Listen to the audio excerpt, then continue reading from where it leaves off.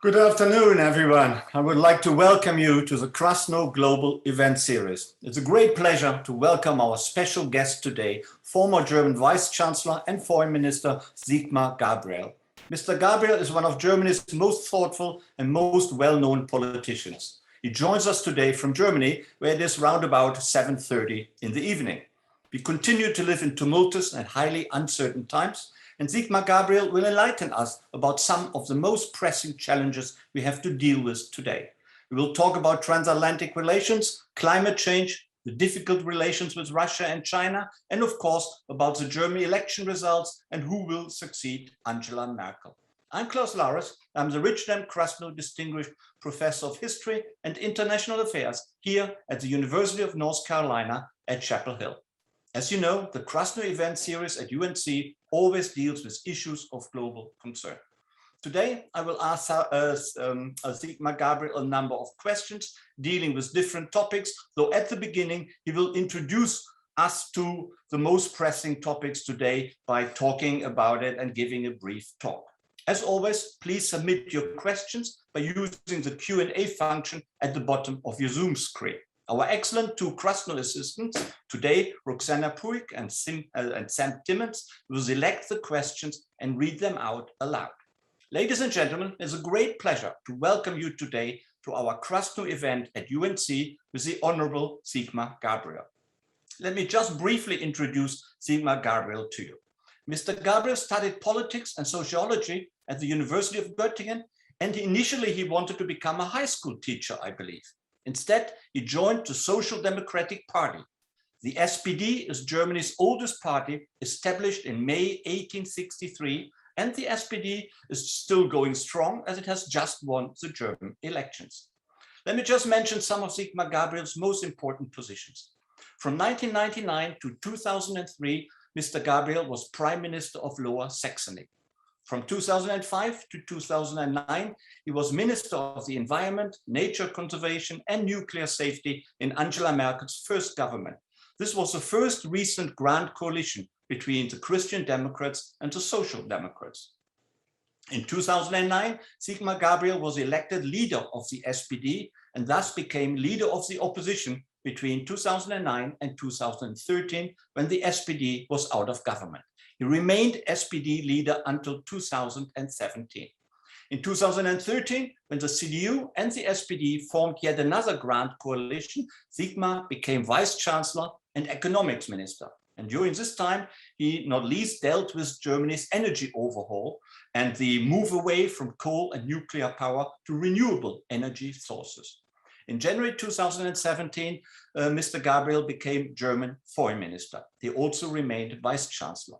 During his time as Foreign Minister, Sigmar emphasized the importance of transatlantic relations despite President Trump's difficult relationship with the European Union and NATO, which we all remember, I'm sure.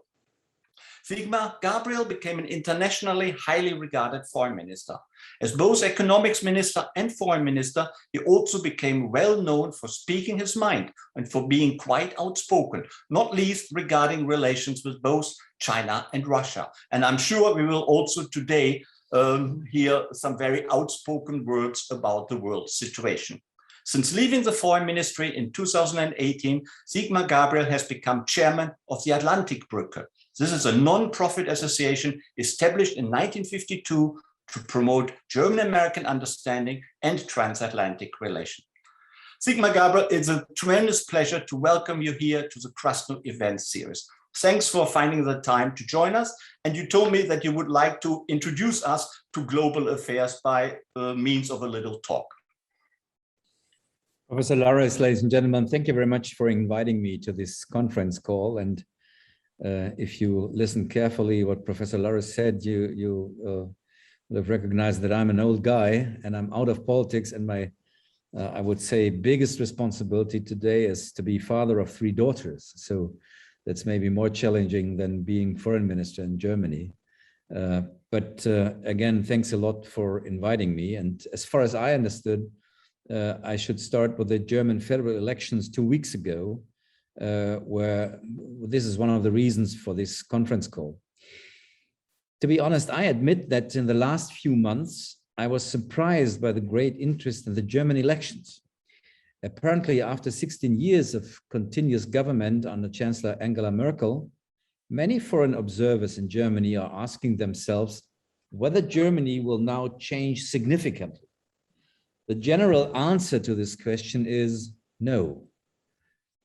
Despite we will see not only a new chancellor, but also a new government coalition, the coalition between the conservative CDU and the Social Democrats will not be longer the ruling coalition. We will see, I'm relatively sure, a government which we call traffic coalition with the Social Democrats and the Chancellor's office, together with the Liberals and the Greens in Germany. But despite this change in Chancellor's office and in the coalition and the government, I don't think that we will see big shifts in German politics. Changes of government in Germany very seldom result in major changes, of course, in politics and especially in foreign policy.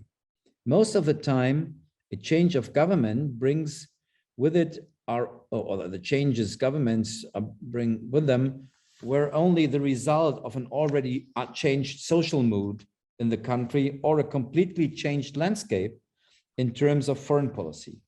So, for example, in many changes of governments, the change of the governments do not produce change. They are most of the time the results of changes which already happened. The move to the first social democratic federal chancellor of the Federal Republic, Willy Brandt, in 1969, followed a mood of optimism for social reforms that had been almost global since the early 60s. And his change in foreign policy towards a policy of détente with the former Soviet Union had already been initiated by Kennedy's famous peace speech or the changed NATO strategy since 1963. And so the renewed change of government to the conservative Chancellor Helmut Kohl in 1982 did not change the policy of détente because it had long since become a consensus in the country. The background to this relatively stable policy, which we, I'm sure, will see also after this governmental change, which is characterized by a high degree of continuity, especially in European and foreign policy, is of course the experience of Germany after World War II. Only the absolute predictability and reliability of Germany created stability in Europe and ultimately made German reunification in 1990 possible. If Germany at that time would have been a country in which politics could turn 180 degrees after a change of government, our European neighbors would certainly not have agreed to the reunification of the country. For decades, predictability and stability have become the baseline in Germany, especially in foreign policy. That has great advantages, especially with regard to our European neighbors. Germany is the largest economy and the largest country in Europe. That is why it has its own gravitational force for Europeans' unification. But of course, that has also disadvantages because Germany is finding it difficult to react to changed geopolitical framework conditions. You can see that right now, because the shift in the geopolitical and geoeconomic axis of power from the Atlantic to the Indo-Pacific leaves Germany and with it Europe rather at a loss. We were used to the fact that the transatlantic relationship brought us a great deal of stability and security. But today, the transatlantic relation between Germany and the United States, or Europe and the United States, is all about, but not about the Atlantic. Now, when a president in the United States is taken seriously, the pivot to Asia for the first time, which his predecessors usually only carried rhetorically, the Germans and the Europeans are confronted with great uncertainty. Because of the Southern Mediterranean, in North Africa, or in the Middle East, the vacuum left by the United States has so far been filled exclusively by authoritarian states such as China, Russia, Iran, or Turkey. Europe is only a spectator. And not only that, in the great technology competition between China and the US, which is really about, in the reality is about political and military supremacy, we Europeans don't play a really role of significant because we have no weight of our own in digital technologies. In such a situation, the new federal government will very quickly find itself challenged, especially at the European level. Some of the questions are, how do we deal with the growing divide between the affluent North and the poorer South in Europe, and especially in the Eurozone? Does Germany want to maintain its role as an economic and financial hawk and thus widen the economic and social divide in Europe? What are we doing against the attempts to influence and divide the Europeans by China, the Russians, and partly under Donald Trump also by the United States? These and other questions will affect the German government more than the domestic political challenges, which are of course also great. You can designate them with 3D: demographics, decarbonization, digitization. We will certainly have a government that is tightening the course towards climate neutrality. At what costs, however, remains open so far. But the greatest challenge will be cohesion in Europe and a changed role for Europe in the world. Much will depend on the Germans. The problem with this is that our country, my country, and its people are not prepared for this at all. The last 20 years have been a golden time. Germany was and is one of the great winners of globalization. This has led us to concentrate too much on ourselves and only see the world out of the corner of our eye. That was certainly also due to the leadership style of the German Chancellor Angela Merkel, who prepared the country neither mentally, politically, nor economically for the tectonic power shifts in the world. If you ask the Germans today how they would like to be perceived, they would prefer to be perceived like Switzerland, economically successful, but politically neutral. However, we know that it's perhaps possible for a small country with 8 million inhabitants to be neutral like Switzerland. But in Europe's largest country, Germany, by more than 80 million inhabitants, this attitude would simply be perceived by our neighbors as unpredictability. And so what Henry Kissinger once said about us Germans is probably true.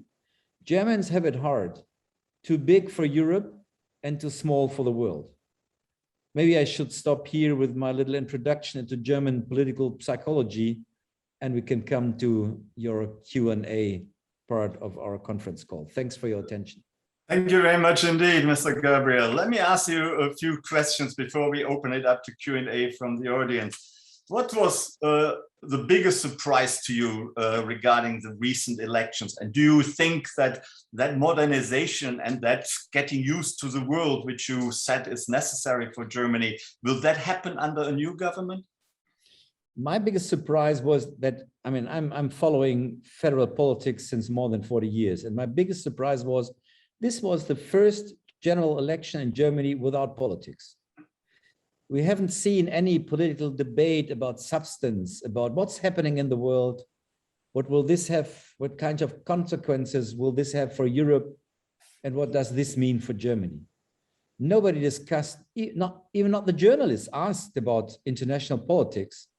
So this is the signal that not only the three candidates and the parties were concentrate only on themselves, also the public opinion, the media, the journalists, they do not care about the rest of the world. And I would say that's dangerous because this country, more than any other country in Europe, should have in mind that it always has to look beyond its own borders.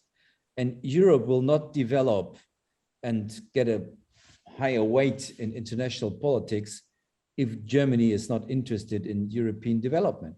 This was my biggest surprise because I'm pretty sure that all of the three candidates, all the parties, they know exactly what's happening in the rest of the world. You can see the tectonic shifts every day, but they did not, maybe they were afraid to discuss it because of course you will come into difficult questions. What's about our relationship to the US, to China, to Eastern Germany, to Russia? And they didn't want to come into this difficult political debate. And that's what I mean with that the country has only the world in the corner of the eyes. And I hope that the new government, if it's in power, will put the world, and especially Europe, in the center of their perspective, which is absolutely necessary. But European strategic autonomy, so that so-called complex word, which is pushed particularly by the French after the recent debacle about the Australian submarine deal, and of course for the last few years already, that is hardly going to be popular in Germany. It will be impossible to realize that? No, it's the other way around. I think many people are listening to this interesting idea of European autonomy, and they applaud to this. Unfortunately, sometimes some anti-Americanism is part of the game, and of course, it has also to do with the last years under the Trump administration, and of course, developments like in Afghanistan, for example, they are part of the debate. So I'm afraid that too many people are agreeing to this idea, although we are not able to do this. I would say even for the United States, the idea of bowling alone in the 21st century is a very dangerous game. So I would say, yes, make Europe stronger, of course. I'm not sure if power projection in the defense and military policy is the first point what we can do. I think this will need time, and without NATO, we are not able to do anything. But there are other parts of European policy, the deepening of the common market, the capital union, research and development. And so there is a lot to do to get higher weight in the geopolitics.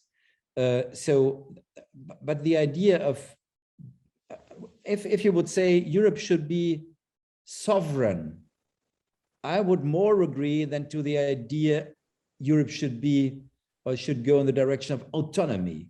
I don't want to be in a part of the world which thinks that Europe alone is able to create enough weight to balance the big powers in the world. I think we need the transatlantic cooperation with the US and Canada.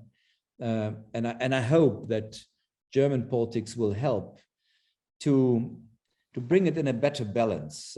Yes, the French, they, as you know, they always had the idea to be more in the European driver's seat. You remember at the beginning of the European Union, they tried to get Germany more in the direction of France and in a bigger distance to UK and the United States. When we had the famous Élysée Treaty in the 50s, the German parliament was asked to ratify it, and they wished to do that. And then they get a call from the White House in DC, and they asked, do you really think that's a good idea only to go with France? And then they made a kind of, we call it preamble, a text, a short text in front of the treaty. And there they said, yes, the friendship with France is essential for Europe, but we want to have good relations and strong relations as well to the UK and to the United States. And then the former president of France, General de Gaulle, said, the Germans are pigs, because he was so angry that Germany tried to have a balanced position on the one hand side, of course, with France, but in the same time with the US and with UK. I think this is the position we should take also in we should use also in the 21st century. Yeah, thank you. Yeah, that was at the end of the Élysée Treaty, at the end of the Adenauer period in 1962, I believe. But you said that Europe has to become stronger. But when you look at Europe, isn't it actually becoming weaker and more undemocratic? Look at Hungary, look at Poland, look at other countries. So the EU seems to be going apart or flying apart rather than becoming stronger. Or am I wrong here? But I would say go back 30 years or 25 years, and there you would see, although we had these difficult developments in Poland and Hungary, Europe as a whole is becoming more democratized. And I mean, I'm not happy with some of the developments in Europe, but to put it bluntly, the difficulties we have in Europe are much easier to work out than those in the United States. And I would not ask the United States if they are going a way where they are not democratic any longer, although I see what's happening there. Yes, you are right. I also would say Europe is losing weight because it's division between North and South when it comes to financial and economic development, between East and West when it comes to freedom of judiciary, rule of law. There are frictions inside the European Union, and unfortunately, of course, other powers like China and Russia, and under Trump, the United States as well, try to use these frictions inside the European Union to split, and they did it with Great Britain. And of course, they tried it with Poland and the Baltics and others. That's the reason I say it will depend very much on Germany if we can hold this Europe together, and it depends also on France. Unfortunately, Germany and France nearly at the same time are more inward looking because we have a new government. The government will need a period of time until everything is worked out. And then France is in the middle of an election campaign with the French president. So the two major countries which are responsible for every development in the right direction in Europe are not in a very offensive position. That's what makes me a bit skeptical. But at the end, I have to say, when it really comes to the point, Europe always finds a way to hold together. And I'm not so pessimistic, although you are right. If you look at the European level today, it's weaker than maybe in the time before the pandemic. After the pandemic, you will see, we call it K-shaped economic development. Those parts of the European Union which were strong before the pandemic, they will be even strong or stronger after the pandemic. But those in the South and also in France, which were weak before the pandemic, will come out of the pandemic even weaker. And that's the widening of the gap inside the Eurozone between the richer North and the poorer South. And unfortunately, Europe has not the same instruments and tools like the US has with the Fed and with the federal government. You also find in the United States poorer and richer parts of the economy, but nevertheless, everybody around the globe is trusting the dollar. That's not the case with the euro.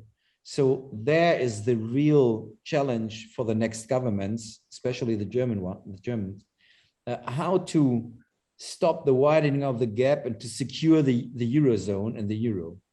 That's really a question of sovereignty, not the debates about military and NATO.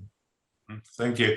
Are you disappointed by President Biden, who came to office as a big transatlantic supporter, but now we saw the uncoordinated withdrawal from Afghanistan, we saw the submarine deal with Britain and Australia, while the French and the EU got really totally pushed aside. How do you view that?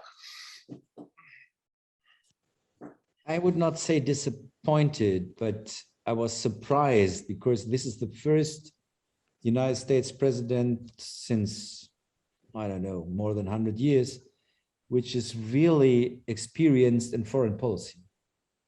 And so if you would have asked me some months ago, would the withdrawal of the international military forces from Afghanistan would go in the way it did, I would say never. Or if you would have asked me, would they organize these submarine deals without coordinating with France? I would say no. So I was really surprised that this experienced government did not coordinate with their Western alliances. But the bitter truth is the Europeans did nothing to went to Biden and offer them kind of cooperation. He came into office, and at the same time, Europe decided just before he came into office, the investment agreement with China. We also not discussed or coordinated this idea with him. We did nothing in direction of the 2% goal of NATO, the defense spending. when he came to the G7 meeting with the idea of B3W, Build Back Better World, we, the Europeans, were not very offensive to support this idea. So it's two sides of the same coin. If the Europeans do not invest in the transatlantic affairs, they will not get something out of the transatlantic affairs. And the reality is, of course, for the United States, the Quad, for example, the cooperation with South Korea, Japan, Australia, and I think India very soon, is much more important than some of their transatlantic relations to Europe, maybe more important than NATO, although it's not formally organized, the Quad, like NATO, because they are concentrated to their big competitor, China, and the Europeans should align with the Americans by saying, okay, we will take over responsibility where you will leave in the Southern Mediterranean, in North Africa, in the Middle East, but we did nothing. So I think it's not only, or it's not sufficient enough to criticize Biden for what he did. It's also the question to us, what did we? When he came when he spoke on the Munich Security Conference and said, America is back, many of the Europeans thought, also the Germans thought, the old America is back. But this was never the case. When Jake Sullivan said, whatever we will do in international politics, it has to serve the interests of the American middle class. So that's something we never heard before. And America is back means the United States is willing and able to lead the Western democracies in their fight against the authoritarian regimes of the world. But it does not mean the US will be, as they have been, the protector of Europe. I mean, for 70 years, we were able to project our international interests on American aircraft carriers. But now these aircraft carriers went into the Indo-Pacific. So America is back does not mean the good old times of Pax Americana in Europe is back. It's back when it comes to the question, is America interested in having alliances? There I would say, yes, they are. But that does not mean that the Americans have to do everything and we Europeans are not responsible for our own interests. So I'm not disappointed. I'm a bit surprised, but I'm more disappointed about the Europeans, what they not did when it comes to the transatlantic alliance. It sounds a bit as if you were prepared to give Biden the benefit of the doubt and hope that transatlantic relations may get better soon again. I hope so. Let's briefly talk about China, perhaps. Angela Merkel's policy of engagement with China was often severely criticized, particularly in the United States, but also elsewhere. It seemed often that Merkel pursued Ostpolitik, like change through trade, and that she continued doing that despite everything which seemed to be happening regarding China's assertive foreign policy or domestic issues. Would you say that criticism of Merkel's China policy was quite justified, or would you disagree? No, I would strongly disagree. First of all, Angela Merkel is not a naive person. Nobody in Germany thinks that we could change China by trade policy. By the way, the Americans thought that this would be possible. 20 years ago, it was the United States who invited China to be member of the World Trade Organization. And the United States thought that this country would change also in a democratic way when it will become a more market organized capitalism. This was not the case, as we know today. And I don't think that Merkel had this idea. The reason why I do not agree to this criticism of Germany and Europe is that if you look a bit deeper in the business interests of the United States, you will see the same situation like in Germany. The United States and the Chinese governments, both of them, have made the decision to decouple. but the business communities have not. The two economies today remain massively interdependent, and overall economic engagement is increasing between the United States and China, not unwinding.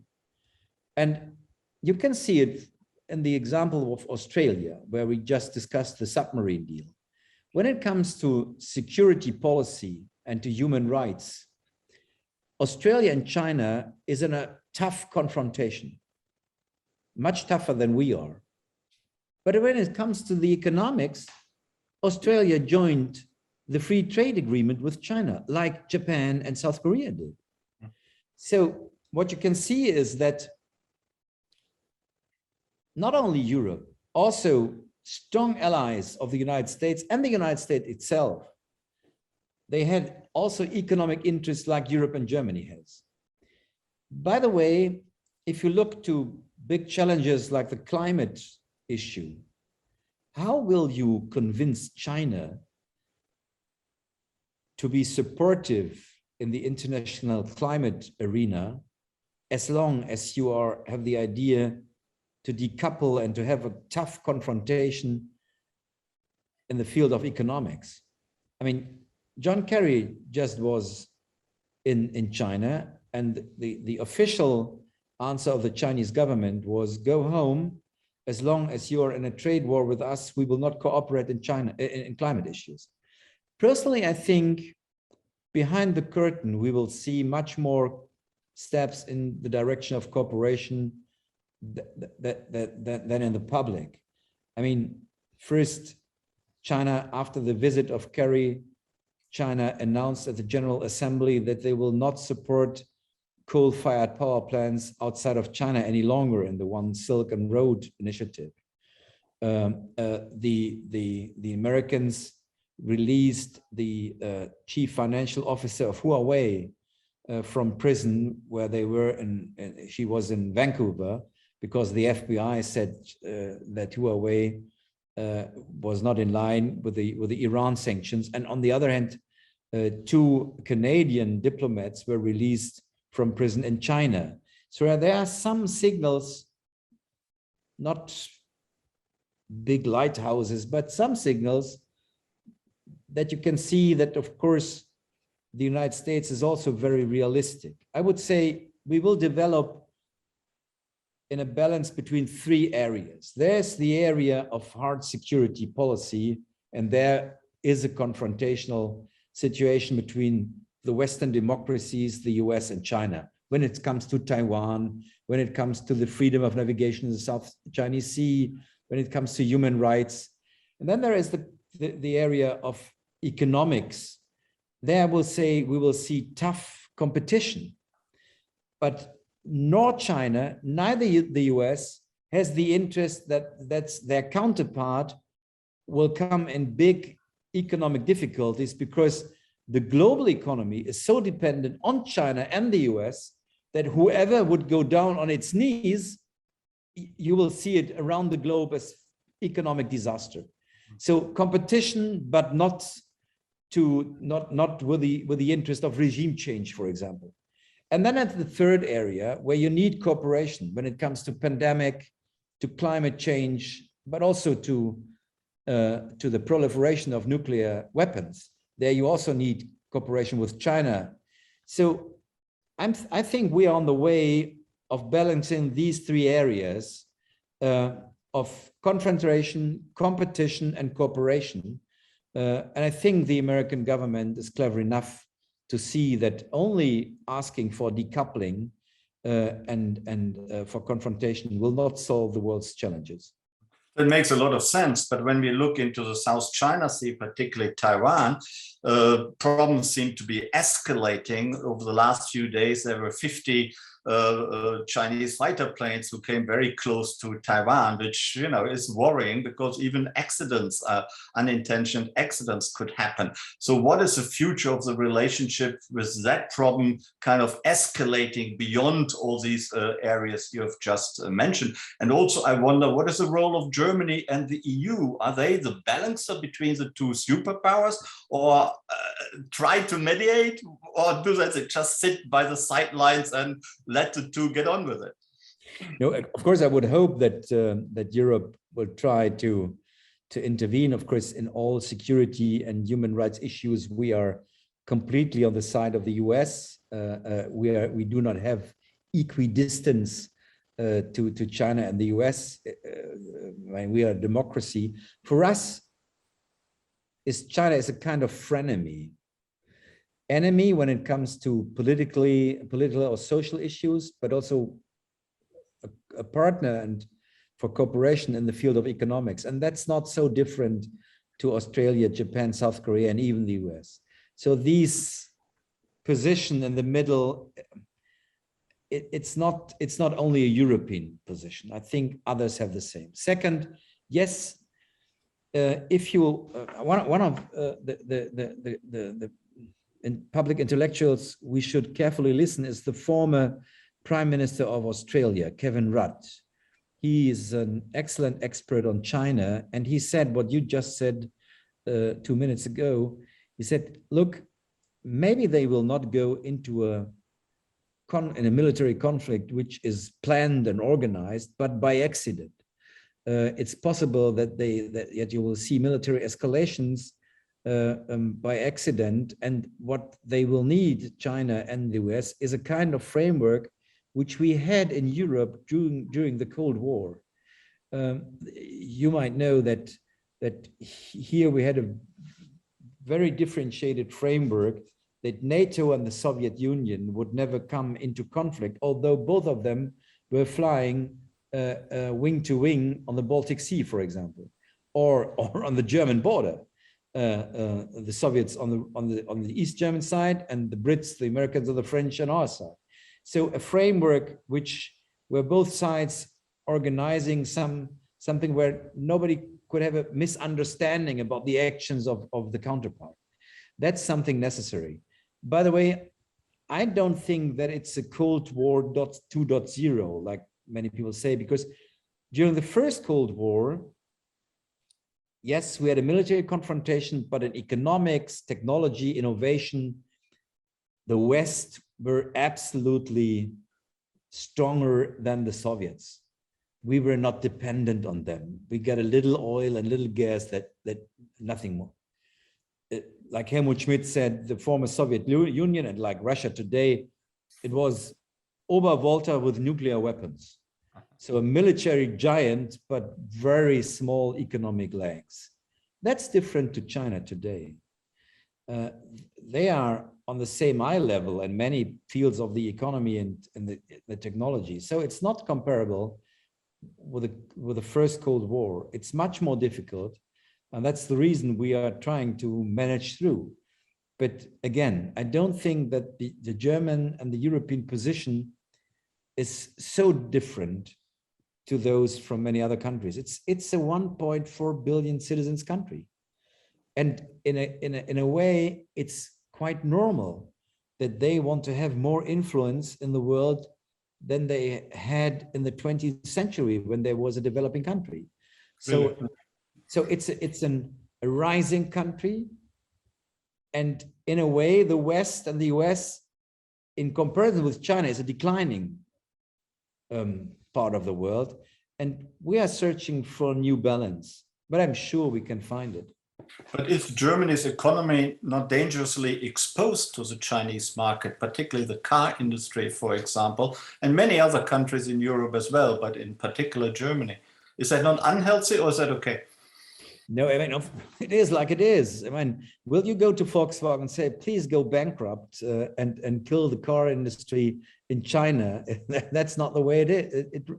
And by the way, in the semiconductor area or the Silicon Valley economy is also heavily dependent. The US deficit, the state deficit, I mean, it's linked to China. They have a real nuclear weapon in their hands when it comes to financial and economic instruments against the US. Of course, they are not using it because they would kill themselves.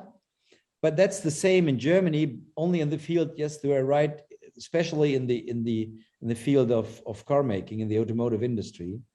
I can't see, I mean, a developed country, industrialized country, could you say to the private companies, you should not invest in the biggest market you find over the globe.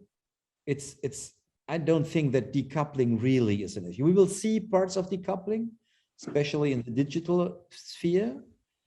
Maybe we will have a kind of hybrid globalization, where parts, raw materials, for example, and others are globalized, and other parts are not globalized. They will be split in the digital world between the Chinese model and the US model. So I would call it a hybrid globalization. That's what we are heading.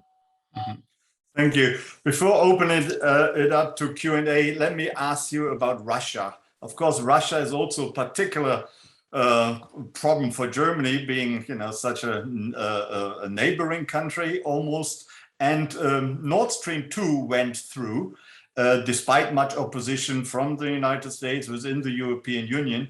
But there are many issues of conflict between Germany and Russia, Europe and Russia as well. The Navarro scandal, the activities in Ukraine, the annexation of Crimea, just to name a few. So how are we going to deal with Russia in the future? By we, I mean the world. When it comes to Russia, I would say everybody in Europe has an interest for détente, for example. But it needs two to tango. It's difficult to come to a better coexistence with Russia if the Russians don't want to do this. I mean, we saw the summit between the United States president and the Russian president some weeks ago in Geneva. My feeling was both sides were interested in having how they call it, a stable and reliable relationship. So not friendship, not more cooperation, but stable and without coming in everyday new conflicts. For Joe Biden, it's understandable because he's concentrated on his internal agenda and on China. For him, every other international topic is absorbing power which he needs internally and in respect to China. He don't want to be disturbed every day by Russian spoilership. But also the Russians are maybe in a situation where they economically they are not in a very strong position. And so maybe they also don't want to come into every conflict. I mean, they did a lot to play the role of a spoiler in Syria, for example, and in other parts of the world, and of course, especially in the Ukraine and Crimea. But my feeling is that this, how would you call it, this stable coexistence between the US and Russia will be the baseline also for Europe. You will not see, I think so, and not see a special European or German Russian policy without coordinating with the US. It's, I would say, for us impossible, but also on the other side, Russia don't want to. Russia sees Germany and Europe as one department of the CIA. They don't think that we are really willing or able to act alone. And so they always, and Putin himself, he always wanted to have the same eye level with the United States president. And he hated Obama because Obama said Russia is only a regional power. I asked Putin some years ago, what do you think about Donald Trump? It was before Trump was elected. And Putin answered by blaming 20 minutes Obama. So this was, I would say, the reason why he tried to intervene in the American elections, although I think that Hillary Clinton lost the election campaign by herself. She did not need the support of Mr. Putin to lose the election. But there is a very special idea in Russia to be accepted as superpower by the United States. And whatever happens in Europe, it needs on our side the counterweight of the United States to change the attitude of Russia. I can't see a European or German Russian policy without coordinating with the US. Thank you. Just a personal question. You've met all these guys, Putin and Xi Jinping and many others. What do you make of them? Would you like to have a drink with them outside a formal situation? Of course, I had drinks with them. A friend of mine sometimes he asked me, "What's your favorite rock song?" And I answered, "Sympathy for the Devil" from the Rolling Stones. If you are a foreign minister, you have to have sympathy for the devil. If not, you can't deal with them. And you had sympathy for all of them? You found some more easier to deal with than others? Tell us. Of course, it's easier to deal with Russia and China than with Xi Jinping. What was your relationship with Xi Jinping? What do you make of him? A very formal one. And the only time I met him several times, but the only situation when it was a bit more private was he sat next to me on the left side and at a dinner in Germany when he visited Germany, and he was very formal. And I had a gift because he's a soccer fan. He wants to have a soccer team also in China, and I handed him over a soccer ball and a scarf from all German first league teams, and I gave it to him. And from this second on, for the rest of the evening, it was a very relaxed discussion with him, and he was also able to laugh. But when I met him 3 months later in Beijing, it was again very formal. And he's the general secretary of the Communist Party and the president of a 1.4 billion citizens country. And the only reason why he's respecting Germany is, of course, because we are economically strong and our technology is top of the world. He does not respect Europe and Germany because of our values or something else. He respects our country because of its economic strength. Okay, thank you very much. There are plenty of questions, so let's start the Q&A period. Why don't I ask Roxana to ask or to read the first question aloud, please? Of course. So the first question comes from Scott Schwartz. So his question is, it seems like Germany is facing on nuclear power as a solution to climate change. Do you think this attitude would change under the new administration? If not, why? And do you think that the Greta Thunberg movement has influenced Germans' attitude toward climate change? Yes, Greta Thunberg's engagement has changed the attitude of Germany, but we will not go back to nuclear power. Next year, the nuclear power plants will be shut down. And I personally was part of the negotiations about phasing out nuclear, because no country of the world has a storage for some thousands of years for the nuclear waste. And the second reason is nuclear power. It's the most expensive kind of producing electricity. I mean, the US is debating about nuclear power plants since 1978.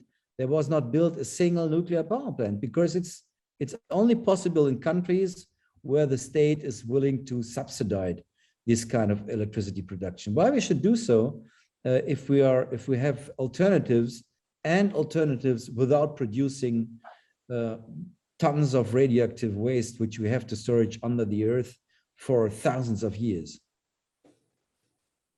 Thank you very much. Sam. Gary wants to know, with the shifts in the relationship with China that you have described, how do you think that foreign policy will look under the new coalition government? And how will relations between a relatively activist France and a relatively passive Germany develop as the pressure for an independent Europe in the US-China relationship intensifies? Again, I don't think that the European and the German position is so different to those of Australia, Japan, South Korea, or even the US, because they all are in confrontation like we are in the political arena, and especially when it comes to human rights. And there, by the way, the next German government will be more outspoken than the last one. But when it comes to economic interests, we all are interested in having a relationship to China. That's not different between the US and us. it's different when you listen to the politicians. But if you look deeper in the economy, you see that the interdependency between the US and China, as I said, is increasing and not unwinding. And so I don't think the world will be a better place if we try to decouple and go into only confrontation with China. That's not the way I think we will solve the difficulties. But here's a question which refers to appeasement of China by Emre Ergunger. He is wondering whether only the appeasement of China, for example, in the South China Sea, can avoid a conflict. No, it's like the deal with Russia. You have to be strong and able to defend yourself. On the same time, you have to offer the opportunity of dialogue. If you are weak, then nobody will accept a dialogue with you. So that's the reason I understand that the United States and others want to show their strength in this part of the world when it comes to military exercises. But on the other hand side, you have to offer dialogues. That's, by the way, since 1963, the official strategy of NATO. It's not only deterrence.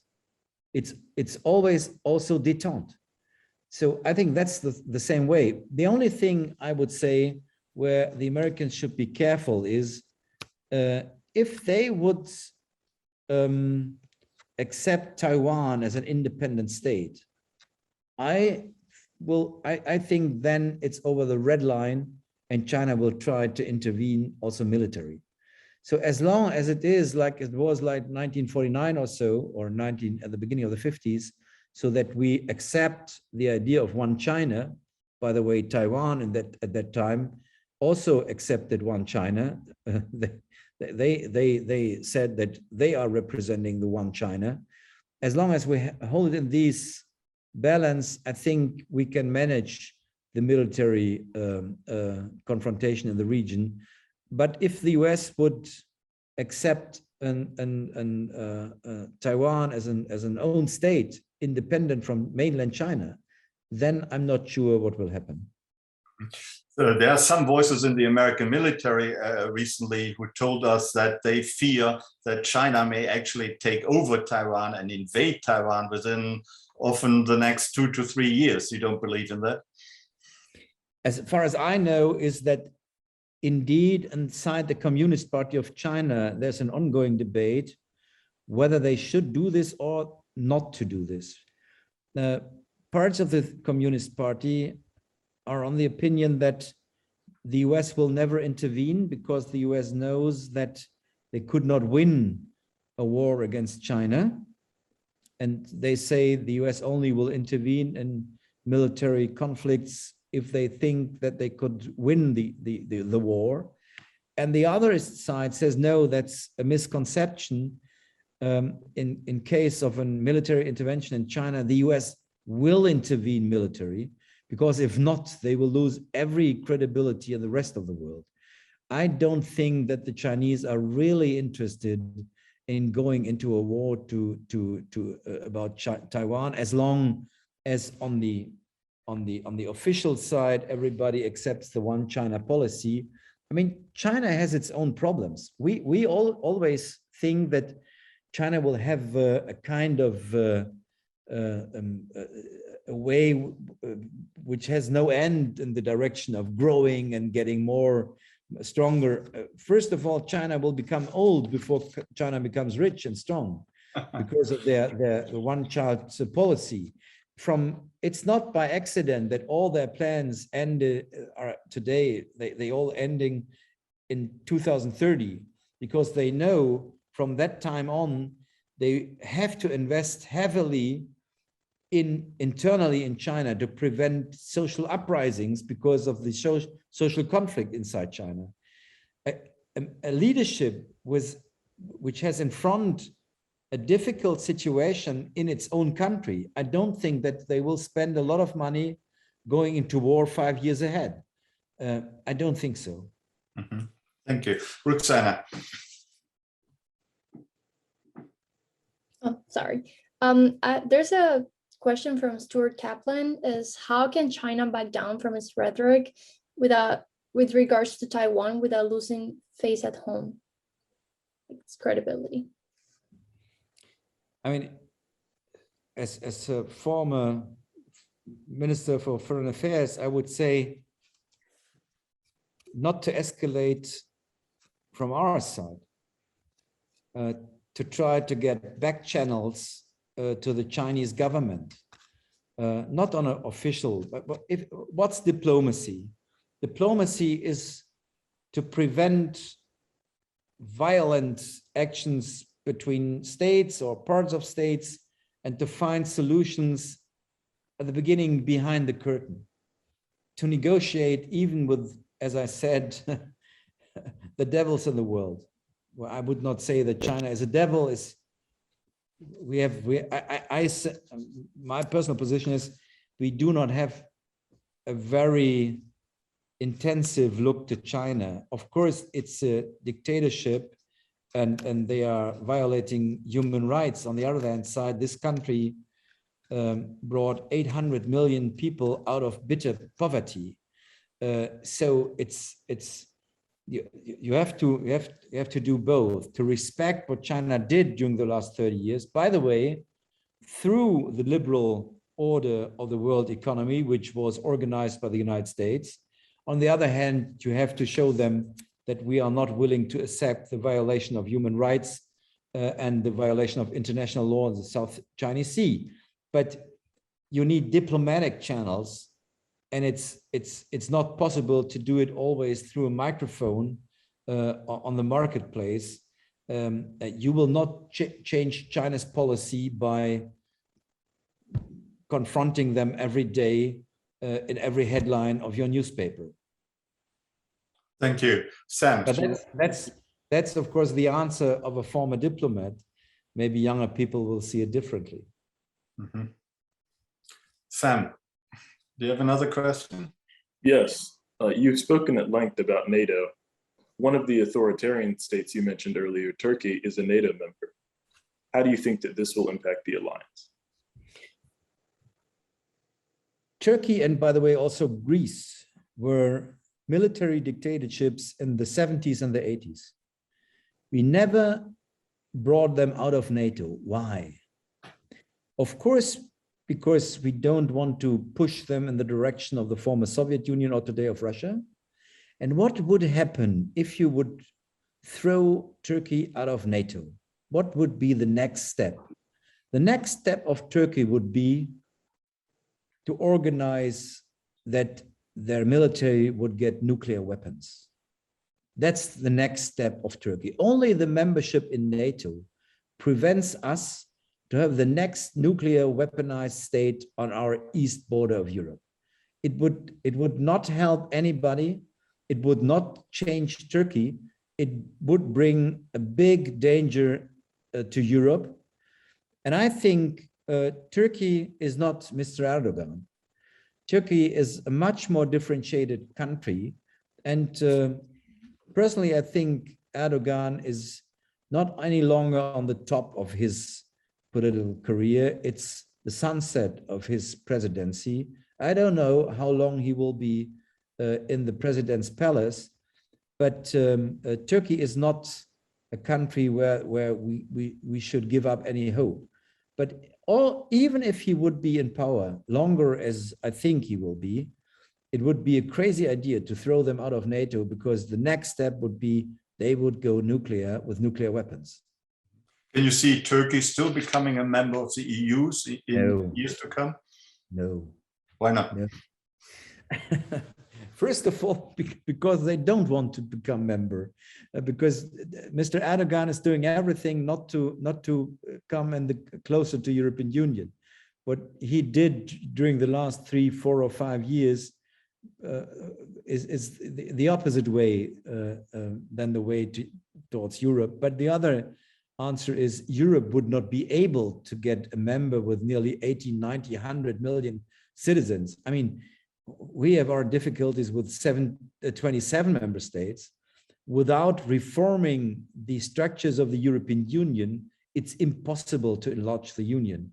what you need is a more formalized Europe of different speeds, where you have, or better word is, different kinds of integration, with the inner circle and then some outer rings, and then Turkey could be member of one of these outer rings, which was be less integrated. But as long as you have only the alternative member or not member, Turkey will not be a member. Mm-hmm. Thank you. Roxana, do you have another question? Yes, I do. This is actually a question from Dieter Detke. Indeed, Dieter was the former director of the Friedrich Ebert Foundation in Washington, actually. Mm-hmm. Oh, my apologies for misspelling the name. So the question is, there are three interesting developments stemming from the German elections. One of them is that the SPD won in spite of weak polls before the election. The second one is the decline and even collapse of the CDU, CSU. And lastly, the younger generation of Germans are voting for the FDP and the Greens. So his question is mostly, how would you explain these developments and what are the reasons for each of these developments? The majority of the voters for the Social Democrats are 60 years and above. Why? Because they were socialized during the 60s and the 70s, which were the great years of the German social democracy with Willy Brandt and Helmut Schmidt. And that's the reason here is the biggest share of our voters. I think for younger generations, the Social Democrats look to, how should I call it, to like a shop steward in the company, very much formalized, a bit old, not so diverse, which, by the way, is changing. If you look today in the new parliamentarian group of the Social Democracy, you will see 60, 70 people around 30 years. It's maybe the youngest group of Social Democrats in the German parliament since decades. But the reason why the Social Democrats won the elections is not that everybody loves the social democracy in Germany. The reason is that the conservatives did a very bad job. I had the feeling they have been paid by the Social Democrats to do a very bad election campaign. I mean, they did every mistake you can do. I had the feeling every morning their candidate, Mr. Laschet, when he woke up in the morning, he asking, where's the next mistake I can do? And he never missed one. And it was an election campaign without politics. And if the political parties do not struggle about political solutions, then of course, what should voters do? They are looking to the personality, and the personality performance of the conservative candidate was a disaster. And so they voted for the Social Democrats. I mean, in the Social Democrats, some people said whatever works afterwards is called a strategy, but there was no strategy. It was the disaster of the conservatives.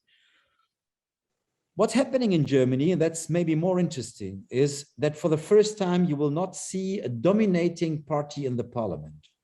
Normally, you have one or two big parties, the conservatives and the Social Democrats, and some smaller parties.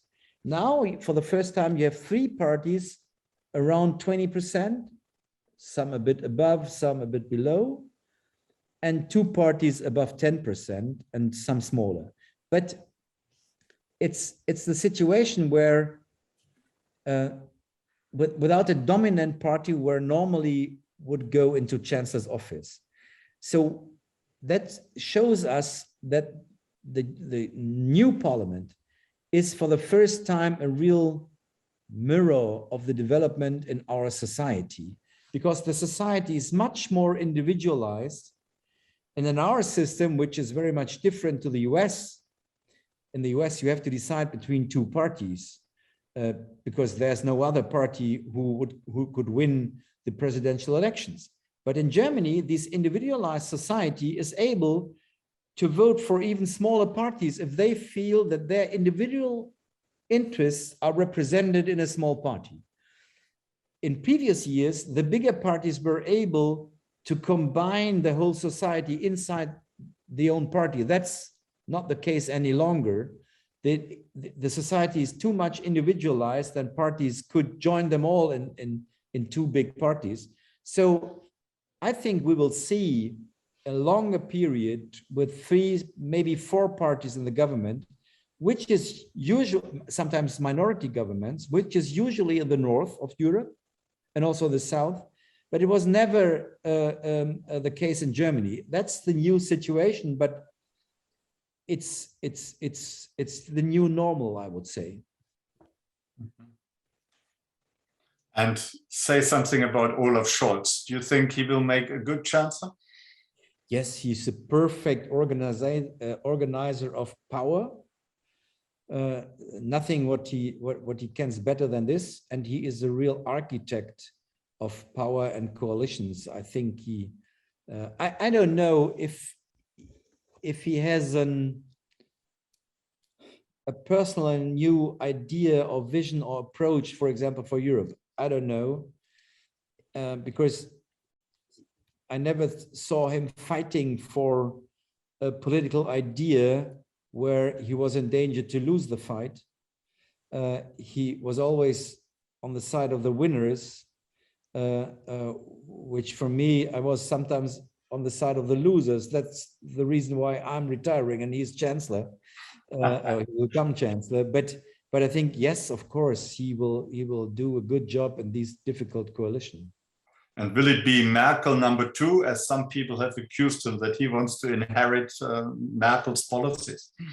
I know Angela Merkel, I think very well. I think there's only one Angela Merkel, but you're right in the attitude, he tries to copy her. I have my doubts that this is on the long run.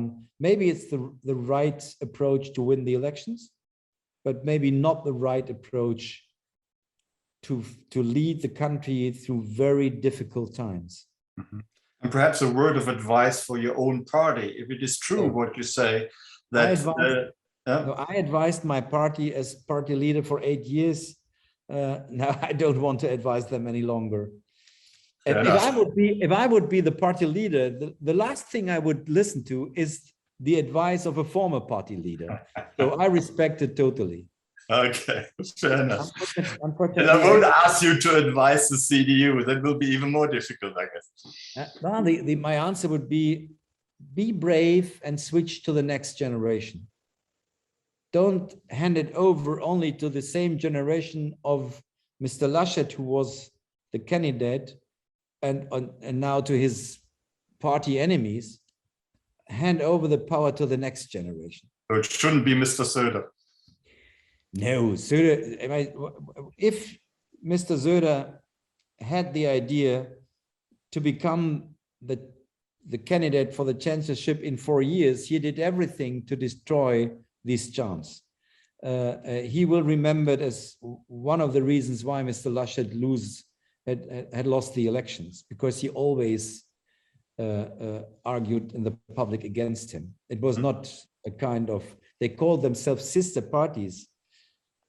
I don't want to have such a relationship to my sister. Thank you very much. Sam, do you have another question? But unfortunately, Mr. Larres, I have to leave now. So okay. Maybe one question and then I have to leave. Okay. Then an important final question. Sam, do you have one? Yes, it was back to China and Taiwan. Stuart Kaplan wants to know if the US stays on the sidelines, if and when China were to invade Taiwan, is there not a risk that Japan and South Korea would seek to develop their own nuclear weapons? Yes, you're right. That's the reason I don't think that the US will stay on the sidelines. By the way, it's whatever happens in Taiwan, there is a risk of the nuclearization of the whole region.